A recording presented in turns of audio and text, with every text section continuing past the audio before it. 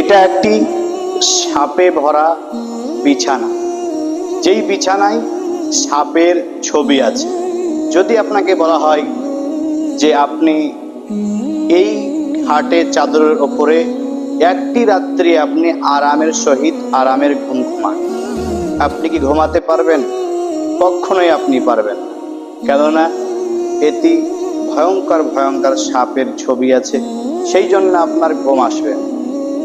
তাহলে একটিবার চিন্তা করুন, যদি আজকে আপনার নেক আমল না থাকে, বদ আমল বেশি হয়ে যায়, যদি আজকে আমরা গুনাহে লিপ্ত থাকি, তাহলে আজকে আমাদের কি অবস্থা হবে?